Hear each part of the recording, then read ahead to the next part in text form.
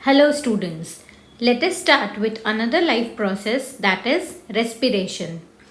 Many students get confused between respiration and breathing.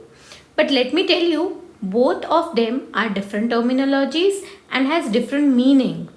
Today in this class we will understand about both the terminologies and the difference between it. So let us first start with respiration. Respiration का मतलब क्या होता है? The process of releasing energy from the food is called as respiration.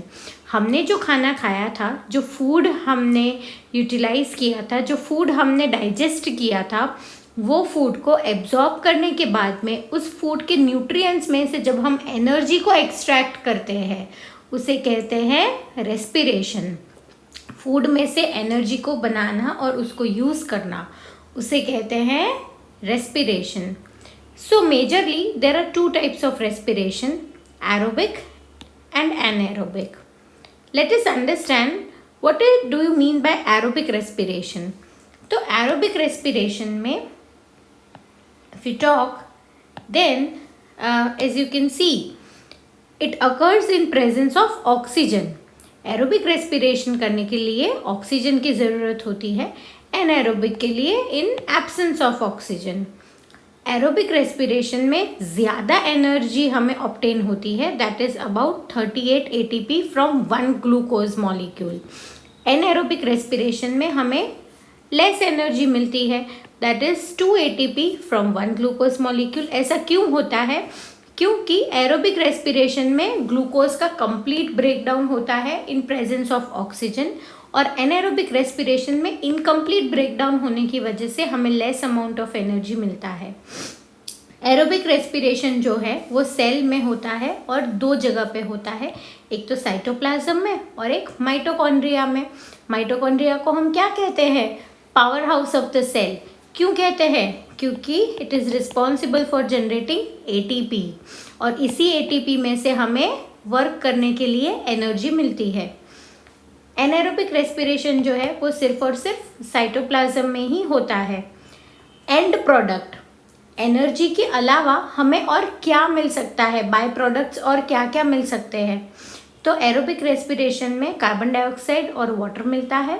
Carbon dioxide हम जो release out करते हैं, जो ब्रीद आउट करते हैं, और वाटर जो है वो अदर पर्पसेस के लिए we can utilise. Anaerobic respiration जो है उसका एंड प्रोडक्ट जो है वो है carbon dioxide and ethyl alcohol, या तो इथाइल अल्कोहल या तो lactic acid. As per the type of anaerobic respiration इन दोनों में से कोई एक हमें एंड प्रोडक्ट मिल सकता है. Let us understand more about aerobic respiration, उसका इक्वेशन विच इज़ इम्पॉर्टेंट. ये आप ये कह सकते हैं कि बोर्ड में इसके रिगार्डिंग क्वेश्चंस आ सकते हैं. मेजरली इक्वेशन के ऊपर भी पूछ सकते हैं, डिफरेंस बिटवीन के फॉर्म में भी पूछ सकते हैं. So let us first start with aerobic respiration. In this process there is a complete breakdown of glucose. Yes, ये तो हमें पता ही है, लेकिन किसके प्रेजेंस में? ऑक्सीजन के प्रेजेंस में, मतलब ऑक्सीजन का रिक्वायरमेंट है. तो ग्लूकोज का एक मॉलिक्यूल जो है वो साइटोप्लाज्म के अंदर ब्रेक होता है. इस प्रोसेस को कहते हैं ग्लाइकोलाइसिस. ग्लाइको मतलब ग्लूकोज, लाइसिस मतलब ब्रेक होना, टूटना.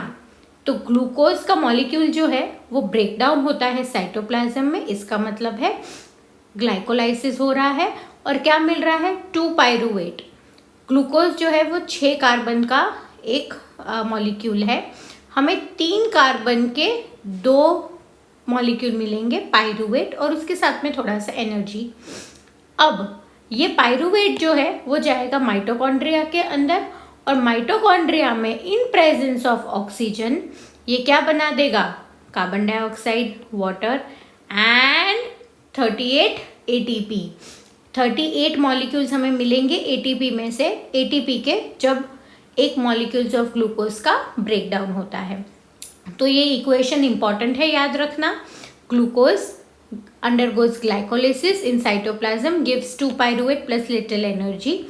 Pyruvate goes into mitochondria. In presence of oxygen, it gives carbon dioxide, water and ATP, that is energy. अब एरोबिक रेस्पिरेशन मतलब हम ऑक्सीजन जो है वो इनहेल कर रहे हैं और यही ऑक्सीजन जो है वो माइटोकॉन्ड्रिया में जाके हमें ब्रेक डाउन करके एनर्जी दे रहा है। तो ये हुआ रेस्पिरेशन, ठीक है, जिसमें ऑक्सीजन की प्रेजेंस में ब्रेक डाउन करके एनर्जी मिल रहा है। तो ये एक केमिकल प्रोसेस है। तो हम ओवरऑल कह सकते हैं कि रेस्पिरेशन जो है वो एक केमिकल चेंज है, एक केमिकल प्रोसेस है। अब हमें ये प्रूफ करना है कि हम जो एयर एक्सेल आउट करते हैं उसमें होता है कार्बन डाइऑक्साइड। जो कार्बन डाइऑक्साइड यहाँ पे जनरेट हुआ था उसी कार्बन डाइऑक्साइड को हम आउटसाइड रिलीज करेंगे। तो हम ये कैसे प्रूफ कर सकते हैं कि हमने जो एयर को एक्सेल आउट किया है उसके अंदर हमारे पास में कार्बन डाइऑक्साइड ही है। तो उसके लिए हमने एक एक्सपेरिमेंट कैरी आउट किया था। उसमें हमने 2 टेस्ट ट्यूब लिया है, A and B। So both these test tubes are having some arrangement। जैसे दोनों में कॉमन क्या है, लाइम वाटर। ओके, सो दोनों के पास है लाइम वाटर। एंड एक जो अरेंजमेंट है ए वाला, ये ए अरेंजमेंट में as you can see there is a syringe attached, पिचकारी और syringe. So when you pump this there will be air which is coming inside the lime water. In another setup of B, as you can see, there is a straw and there is a person who is just blowing air inside the tube. And this test tube is already having lime water. Don't forget the lime water, it is important. Now, as you know that lime water is transparent, just like water. But when there is carbon dioxide mixed with lime water, it turns into milky white. So if you compare both these diagrams A and B, as you can see that in A it was seen or it was observed that the lime water is turning into milky, but very slowly. So it is taking time. And in setup B, the lime water turns milky very quickly.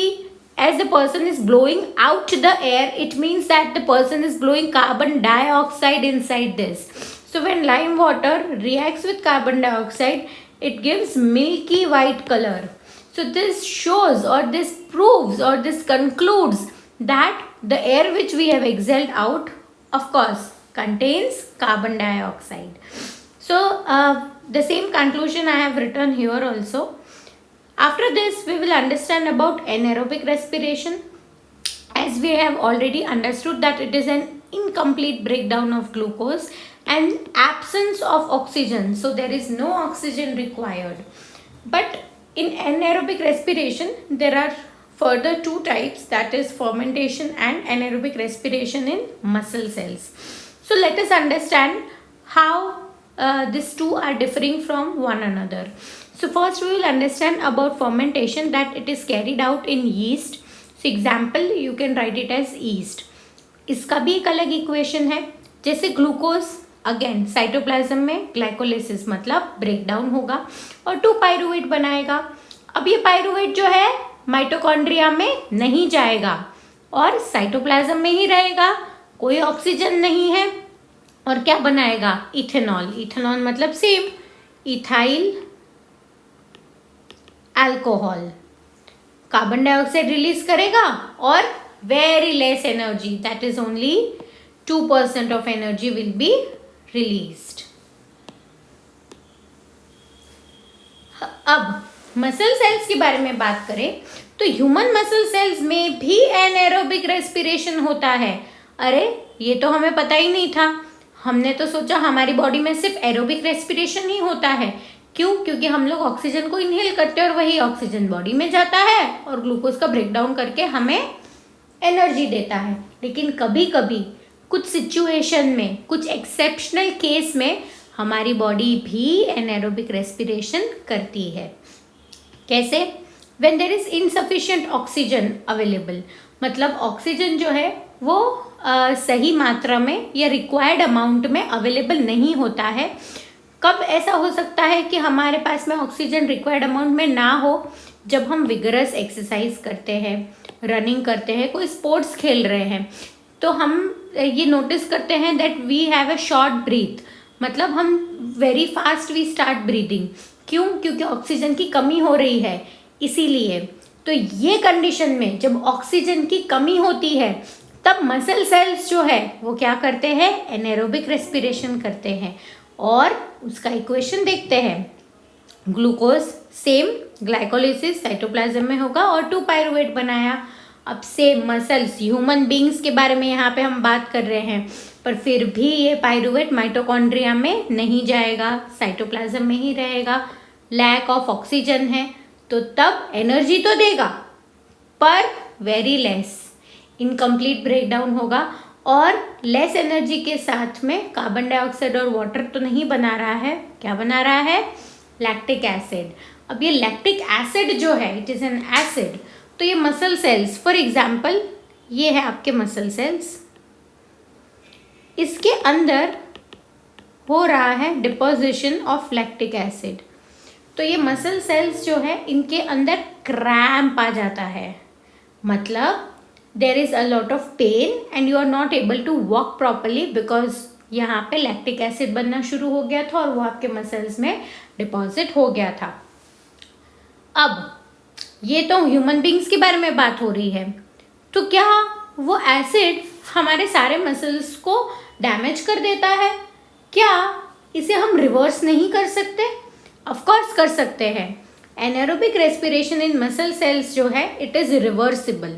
इसका मतलब है जब भी किसी को anaerobic respiration होने की वजह से क्रैम्प आता है बिकॉज ऑफ लैक्टिक डिपोजिशन, तो उस पर्सन को बैठ जाना चाहिए, स्लोली स्लोली ब्रीदिंग करना चाहिए और जहाँ पे क्रैम्प है उसके आसपास में ऑयल से मसाज करना चाहिए ताकि ब्लड सर्कुलेशन जो है वो इंक्रीज हो जाए।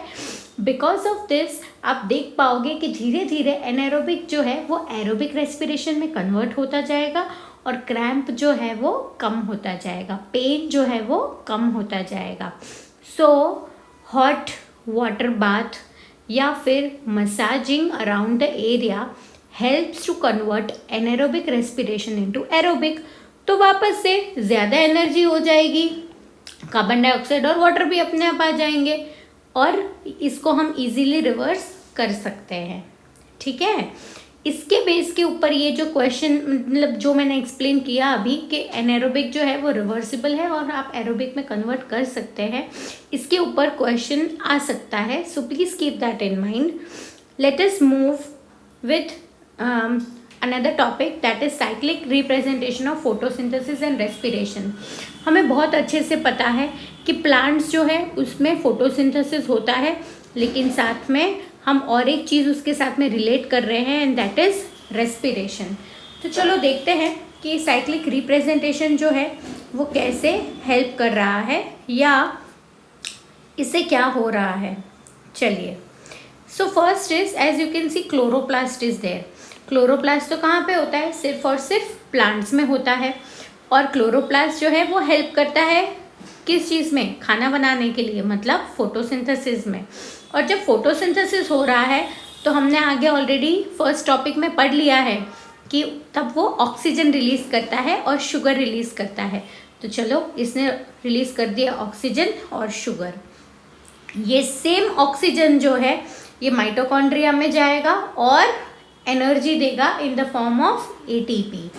जब ये यूटिलाइजेशन हो रहा है ग्लूकोज का, शुगर का, इन प्रेजेंस ऑफ ऑक्सीजन, तो माइटोकॉन्ड्रिया में एनर्जी के साथ में और क्या क्या रिलीज होता है, CO2 और वाटर।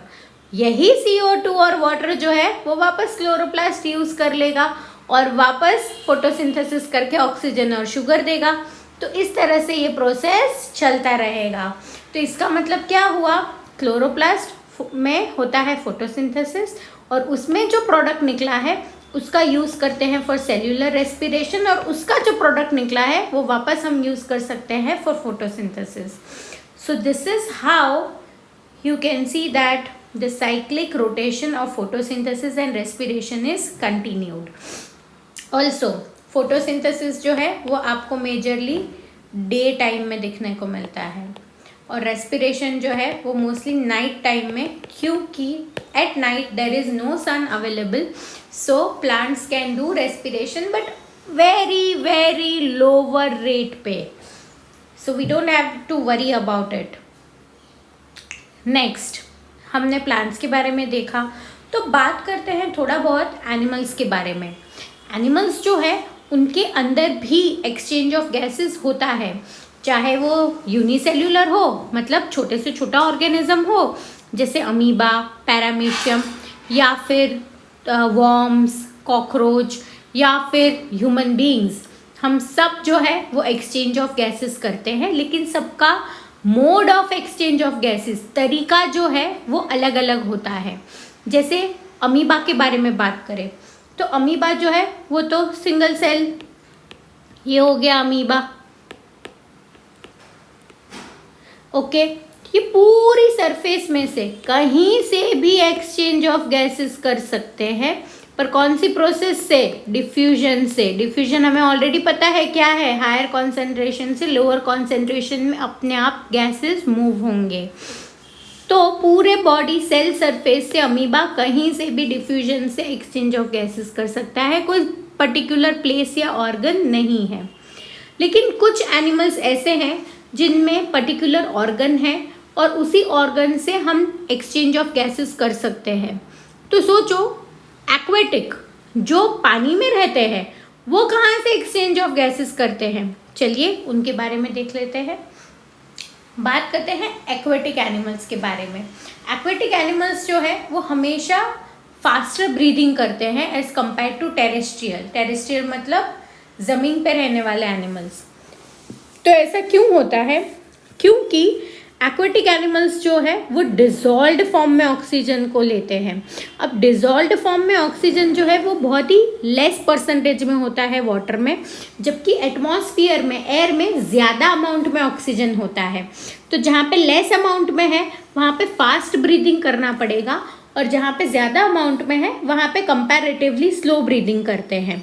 सो एक्वेटिक एनिमल्स जो है, जैसे फिश, अगर हम फिश के बारे में बात करें, for example this is a fish. ये जो है ये क्या होता है, यहाँ पे एक स्लिट जैसा स्ट्रक्चर है जिसे हम कहते हैं गिल्स। तो फिश जो है वो माउथ से वाटर को अंदर लेती है और गिल्स से वाटर को बाहर निकालती है। When the fish is taking in the water, और वो वाटर जो है वो गिल्स तक आता है, तो गिल्स जो है उसके आसपास में बहुत सारी ब्लड कैपिलरीज होती है।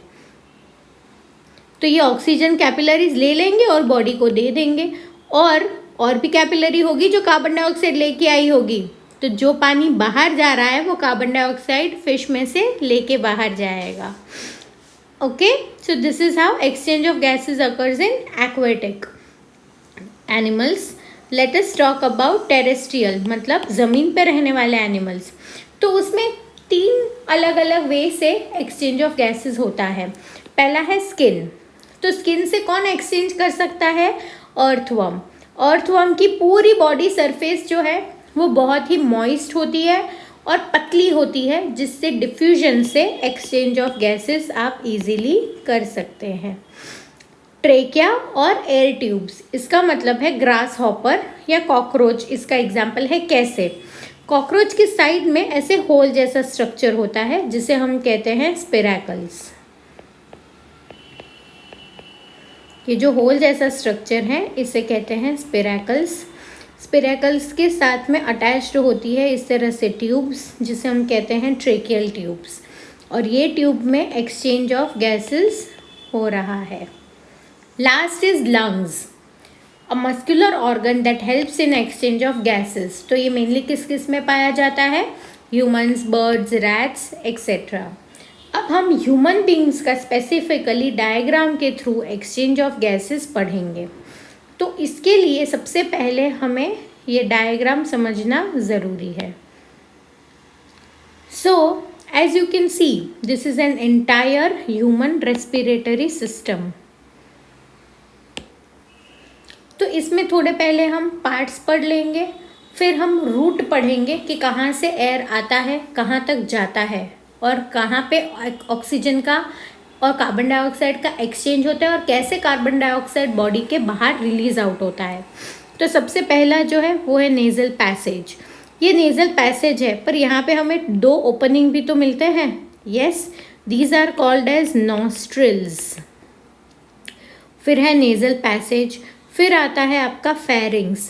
Pharynx is the common passage. किसका कॉमन पैसेज है? एयर और फूड के लिए। फिर आता है लैरिंग्स, इसको कहा जाता है वॉइस बॉक्स। फिर आता है दिस पार्ट, ट्रेकिया। ट्रेकिया में आप देख सकते हैं ऐसे सी शेप्ड रिंग्स हैं। सो सी शेप्ड कार्टिलेजिनियस रिंग्स होती है।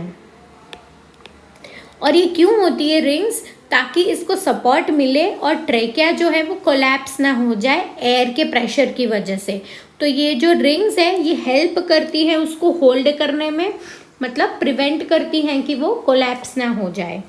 नेक्स्ट है ब्रोंकाई। अब ब्रोंकाई जो है वो 2 लंग्स में ओपन हो रहा है, left and right lung. Again जैसे आप देख सकते हैं डायग्राम में, ये ब्रोंकाई काफ़ी थिक है और वो और छोटी छोटी ब्रांचेस में डिवाइड हो रहा है जिसे हम कहते हैं ब्रोंकियोल्स। और ब्रोंकियोल्स के एंड में हम देखें तो ऐसे ग्रेप्स का गुच्छा जैसा होता है, वैसा स्ट्रक्चर हमें देखने को मिलता है जिसे हम कहते हैं एल्वियोलर सैक या तो एल्वियोलाई। ठीक है, अब ये रहा, यहाँ पे है थोड़ा जूम्ड वर्जन, इसका जूम्ड वर्जन। जैसे ये ब्रोंकियोल्स हैं और ये है एल्वियोलाई या तो एल्वियोलर सैक। अब ये एल्वियोलर सैक जो है इसके आसपास में बहुत सारे ब्लड कैपिलरीज होती है इस तरह से, जो हेल्प करती है एक्सचेंज ऑफ गैसेस में।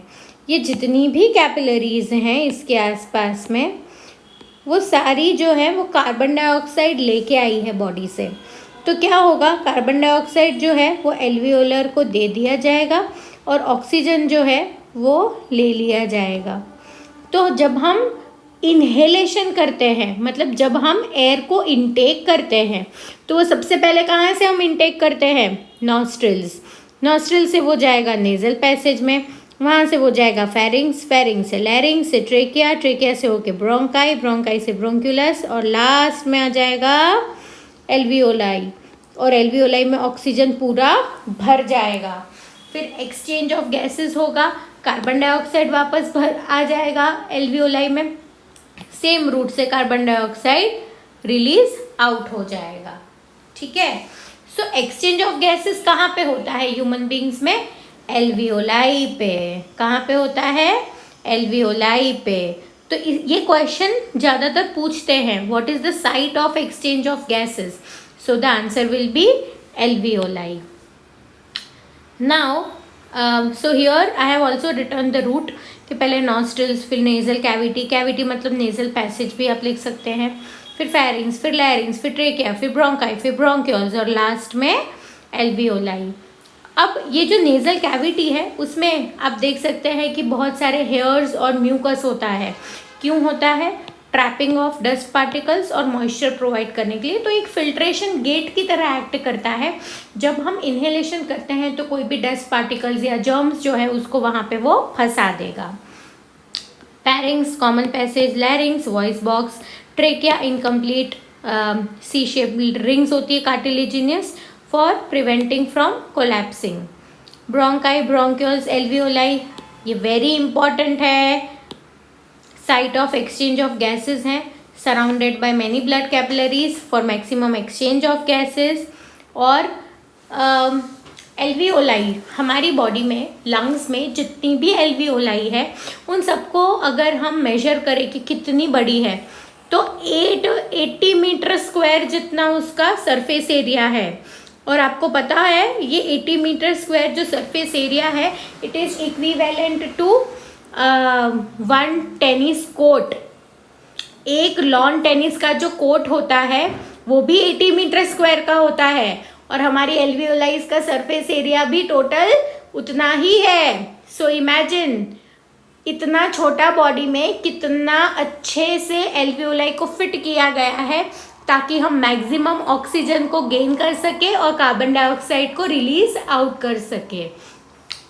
अब थोड़ा डिटेल में भी समझ लेते हैं डायग्राम के थ्रू एक्सचेंज ऑफ गैसेस। मैंने आगे भी पढ़ाया था बट जस्ट वापस एक बार क्विकली देख लेते हैं कि कैसे फिर ट्रांसपोर्ट भी हम इसको कर सकते हैं। तो ये था आपका ट्रेकिया,